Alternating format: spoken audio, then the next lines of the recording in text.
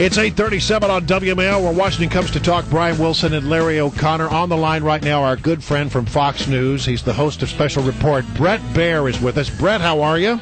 Good morning, Brad and Larry. Good morning. I want to talk to you about what we're going to be facing here in the coming days. I mean, there's a lot of stuff going on. There's this debate that's going on about guns, but there's also going to be in the U.S. Congress, well, in the United States Senate specifically, there's going to be a couple of confirmation battles. This is a rite of passage in Washington, D.C. Seems like they come up pretty regularly now. We're now hearing that Jack Lew, who the president has nominated to be the Secretary of Treasury, and Chuck Hagel may have some problems. Could you sort of give us your sense of where those two nominations stand, and are they likely to go through or not? Yeah, the third one actually is John Brennan for CIA. Yeah, there you go. I forgot about that one. Yeah. Also may have a bumpy ride, and those three, John Kerry, it's believed, probably will sail through. Right. But those three nominations could see some pushback. Hagel probably the most significant, and people are counting heads on Hagel already. This is even before the hearing. And I think, it's a combination of things. It's his past statements about Israel and Hamas, about Iran, and what exactly he would do about Iran. He will talk his way through those issues and be asked extensively about them. The question so far has been, do people on the left, namely New York Senator Chuck Schumer, support Hagel? And he's seen as really a linchpin in this process, how he comes down. Whether Hagel has enough votes. The going bet is that all of these guys would probably have enough votes. But as you know, in the Senate, any one senator can stand up and put a hold on a nomination, right, or could filibuster and cause a problem for getting votes to pass. And this morning I read that I think it's Senator Jeff Sessions says of Jack Lew that he is contemplating the possibility of a filibuster. Yeah, and on that front, Sessions, who is not known to throw too many rhetorical grenades, was really aggressive with his statement about Jack Lew, and saying that he should never be Treasury Secretary. He says that for a number of reasons. He says, based on testimony in front of he's the ranking member on the Senate Budget Committee, in which Lew testified that the president's budget would reduce the debt, and that they'd be able to look the American people in the eye and say in 2 years that the deficits were coming down and that they had the national debt under control.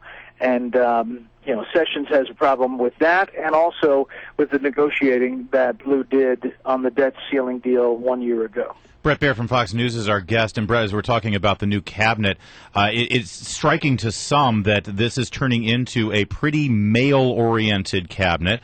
Hillary Clinton, of course, replaced by a man, and there was actually a woman who was up for Secretary of Defense, but Barack Obama decided to go for Chuck Hagel. And I wonder, listen, we're all for getting the best people in a cabinet, but oftentimes you hear about diversity, and you hear about this was a major campaign issue in this last election when Mitt Romney was mocked for having binders full of women. Is this? I'm starting to see this resonate at places like Huffington Post and Talking Points. Is the White House vulnerable here? Well, in a story, it's kind of just interesting to look at the stories, I think, and about the left being very animated about this, and you saw Chuck Hagel yesterday saying it was, quote, embarrassing as hell to look at the diversity of the second-term cabinet. In the big picture of things, I mean, there will be posts that will be open, labor and EPA and others that may be very, very well filled with qualified women. I would venture a guess, and the president also appointed two women to the Supreme Court, and those are lifetime appointments and change the face of the Supreme Court forever. So, the humorous or ironic thing, I suppose, is that the Obama campaign made such a big deal of binders full of women after that second debate, and we are where we are after the first big announcements of personnel. Exactly. And Jay Carney actually said, we've got plenty of lists of women. That's a list is okay, but a binder isn't. By the way, Brett, one of my favorite parts of the special report is the grapevine, and I just want to put this on your radar. I'm sure you've got a crack staff already looking at it. But apparently now, after the sale of Current TV to Al Jazeera, Al Gore is now richer than Mitt Romney. Now, if that's not a grapevine item, I don't know what is. Wow. Is that right? Yeah. All right. That may have made it, Larry. All right, thanks. We get credit, right? WMAL, Morning on the Mall. Yeah. All right. That's good.